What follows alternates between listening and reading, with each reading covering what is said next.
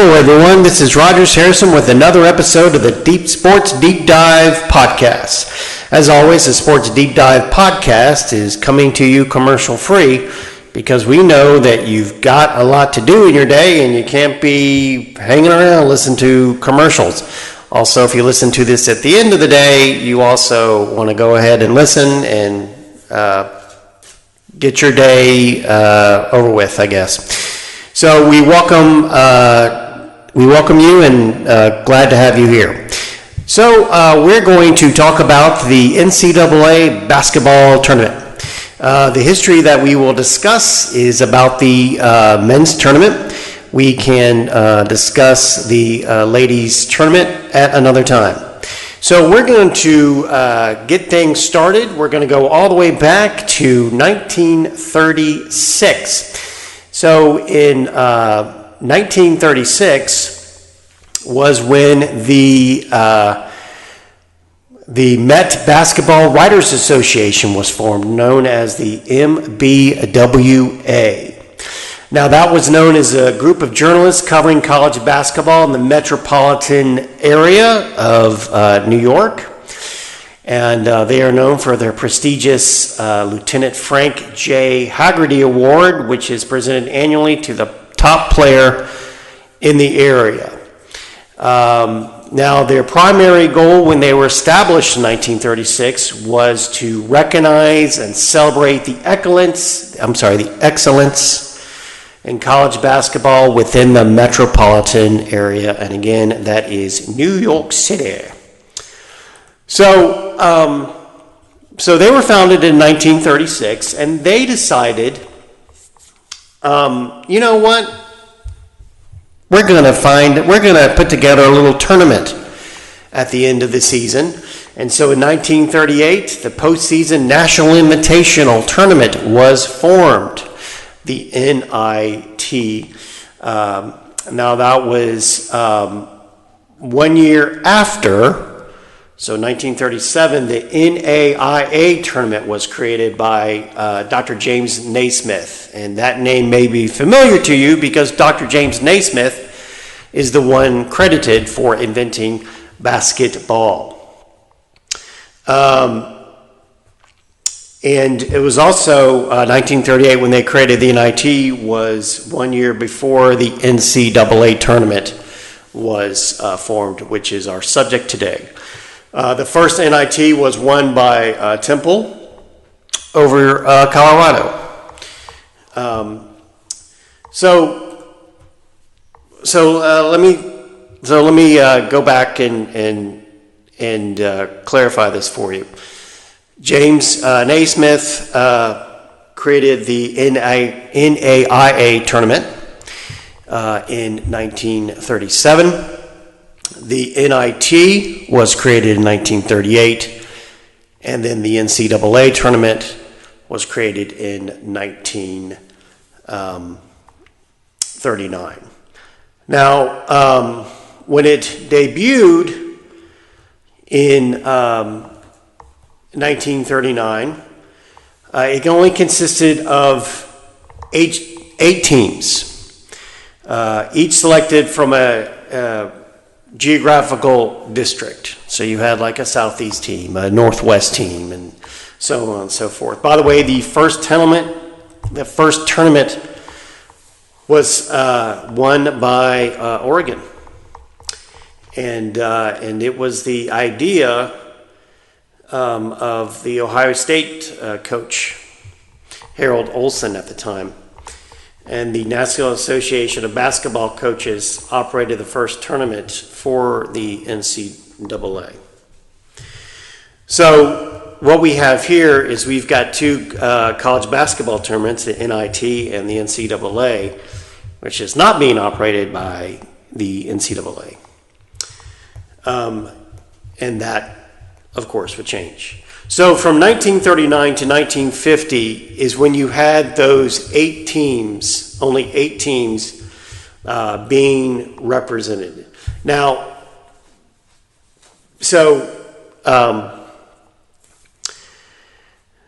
So because of that, because you only took 8 teams and created a tournament to crown the national champion, the NIT was very, very popular because the NIT had some pretty good basketball as well.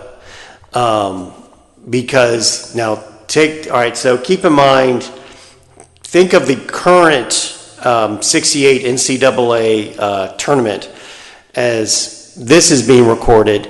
We are preparing for the first 4 of 2025. That will be tonight. But think of all the good teams that are not in the top 8, meaning all the teams that did not get a number 1 or a number 2 seed in this year's current NCAA tournament. Those are some pretty good teams.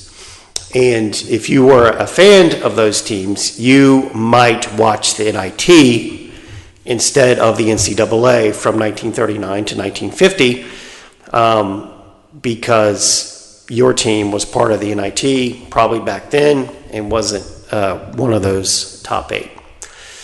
So keep that in mind. All right. So then the tournament expanded to 16 teams, and that started in 1951. Now, for the 1952 tournament, there were 4 regions. Now, before 1952, there were just 2 regions, an East and a West. But for the 52 tournament, there were 4 regions: East 1, East 2, West 1, and West 2.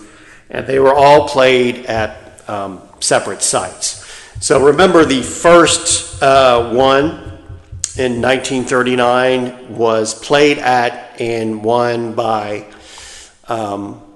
Oregon. But now we're expanding. We got 16 teams now instead of 8 for the 52. Starting in 51 and then for the 52 season. So, all right, so you've got 16 now in the NCAA tournament. The NIT is still very popular because, as you know, there are some pretty good basketball teams that, that aren't in the top 16. So, that type of thing. So now we're starting to expand a little more and 53 tournament expanded to include 22 teams, added a 5th round with 10 teams receiving a bye to the regional semifinals. 10 teams receiving a bye to the regional semifinals. That just seems crazy, but it happened. And then the number of teams will fluctuate from 22 to 25 over the next 20 years, but the number of rounds would be 5. Remain the same. The double of the region name was kept until 56, meaning East 1, East 2, West 1, and West 2, until they were renamed East, Midwest, West, and Far West. In 57, the regions were named East, Mideast, Midwest, and West, and that was the standard until 1985, when you had what they are today, which is East, Southeast, Midwest, and West. I believe the women's tournament still uses that Mideast moniker, but I'm not sure. And like I said at the top of the podcast, we're not talking about the women on this particular podcast. That's for a podcast. That was for a podcast later. So let's move on to what is considered the modern era. So we're in the 70s, and now the 80s.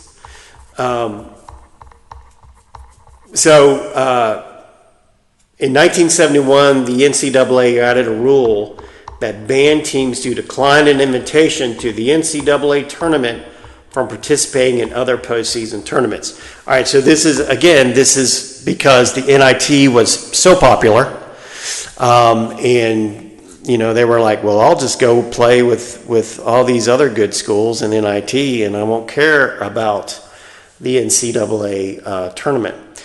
And that's what they were doing. They were declining the NCAA tournament, and they were going to the NIT, which seems crazy to us today, because the NCAA tournament is where you crown your champion, your number one.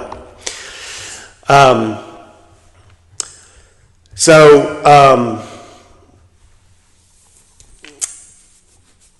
right, so also in 75, the NCAA started allowing multiple teams.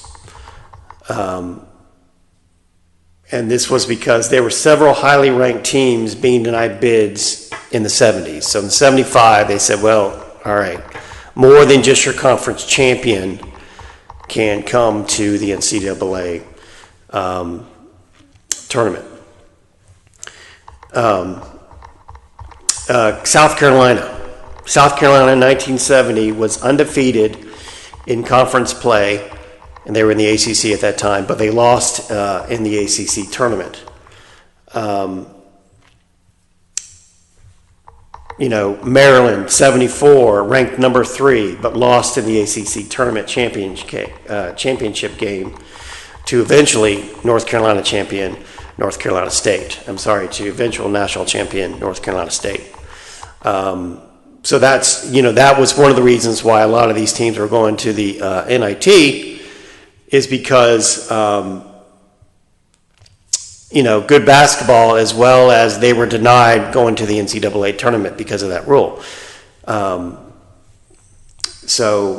People like Maryland, people like South Carolina in 1970, before the NCAA, or USC in 1971,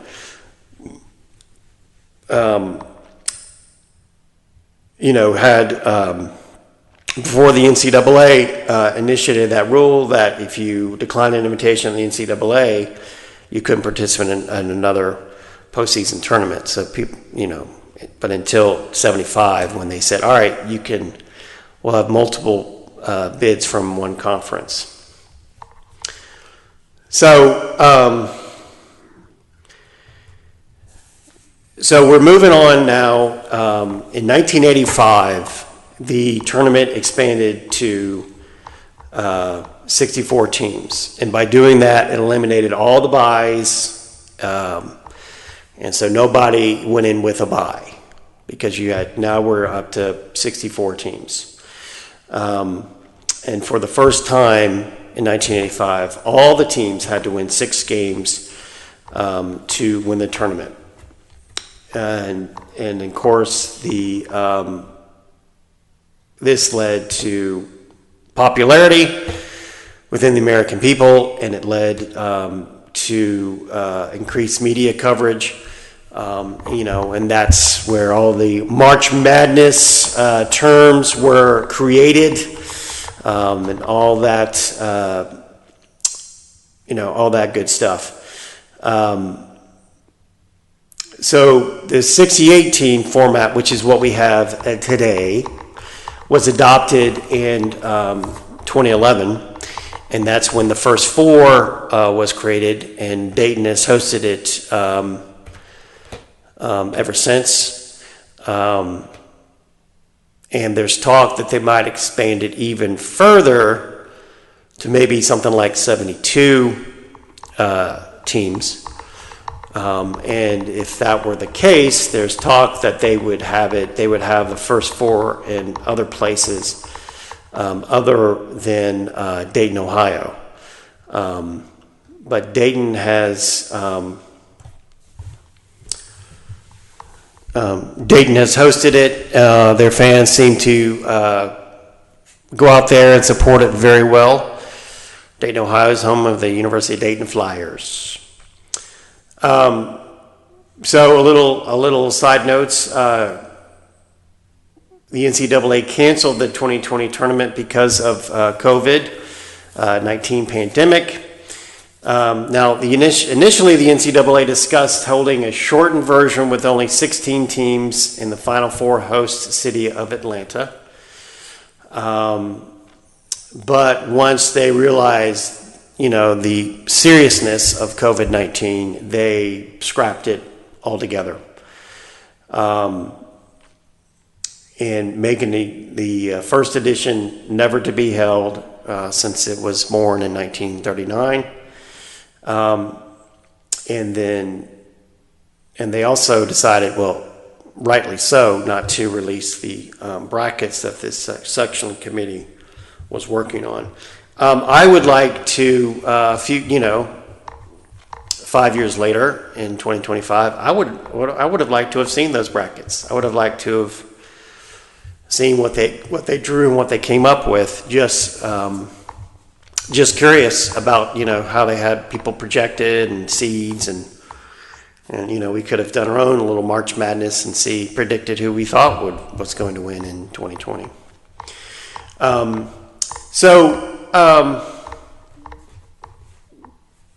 So that's a brief look at the NCAA tournament intertwined with the NIT tournament. It's very, very popular today, and wanted to get this podcast out here before the tournament starts here in 2025.